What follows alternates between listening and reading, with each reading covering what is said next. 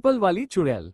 गांव के किनारे एक पुराना पीपल का पेड़ था जो दिन के समय छांव और ठंडक देता था, लेकिन रात होते ही वही पेड़ डर का कारण बन जाता। गांव के लोग कहते थे कि उस पीपल के पेड़ पर एक चुड़ैल रहती है। कहते थे कि जिसने भी उस पेड़ के पास रात बिताई वो कभी वापस नहीं आया। एक बार गांव के रमेश ने चुड़ैल की कहानी को झूठ साबित करने का निश्चय किया। उसने गांव वालों से कहा, मैं इस रात पीपल के पेड़ के नीचे रहकर दिखाऊंगा। अगर मैं सुबह वापस आ गया तो आप सभी मानेंगे कि यह सिर्फ अंधविश्वास है। गांव वाले उसे रोकने की कोशिश करने लगे, लेकिन रमेश नहीं माना। वो रात को एक लालटेन और एक लकड़ी लेकर पीपल के पेड़ के पास पहुंचा। जैसे जैसे रात गहरी होती गई, रमेश को कुछ अजीब आवाजें सुनाई देने लगी। कभी किसी के रोने की आवाज तो कभी हंसने की। उसकी हिम्मत डगमगाने लगी, लेकिन उसने अपने डर पर काबू रखा। आधी रात के करीब रमेश ने देखा कि पेड़ की सबसे ऊंची डाली पर एक सफेद साड़ी में लिपटी हुई औरत बैठी थी।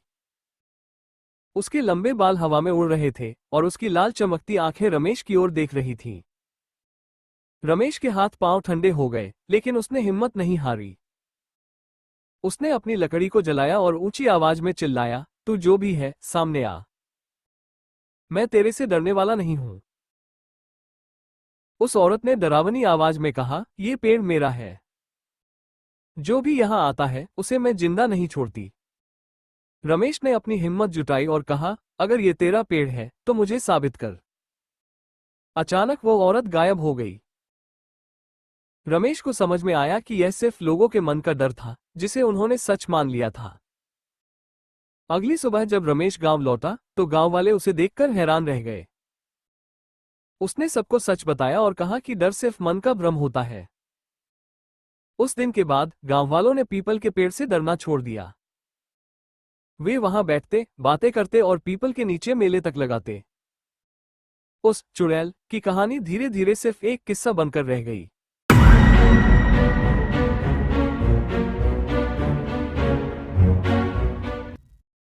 वैम्पायर हाउस में ब्लड वाइन की चोरी हो जाती है। वैम्पायर फैमिली केस सॉल्व करने के लिए डिटेक्टिव मेहुल को बुलाते हैं। मेहुल भी वैम्पायर हाउस आ जाता है। वैम्पायर की वाइफ मेहुल को कीमती वाइन की चोरी होने के बारे में बताती है। मेहुल फौरन इन्वेस्टिगेशन शुरू कर देता है। फर्स्ट स्टेटमेंट वैम्पायर की वाइफ देती है, जो मेहुल को बताती है चोरी होने के टाइम वो वॉशरूम में थी, उसे वाइन के बारे में कुछ नहीं पता।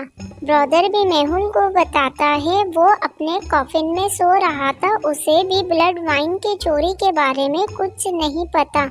छोटा वैम्पायर भी मेहुल को बताता है वो अपने खिलौने से खेल रहा था, उसने भी कीमती वाइन की चोरी नहीं करी। तीनों की स्टेटमेंट सुनने के बाद मेहुल कंफ्यूज्ड हो जाता है। इन तीनों में से ब्लड वाइन की चोरी किसने की होगी? दोस्तों, क्या आप इन तीनों को देख के अपने लॉजिकल दिमाग का इस्तेमाल करके बता सकते हो इन तीनों में से ब्लड वाइन की चोरी किसने की होगी? सोचिए और अपना जवाब कमेंट में बताइए।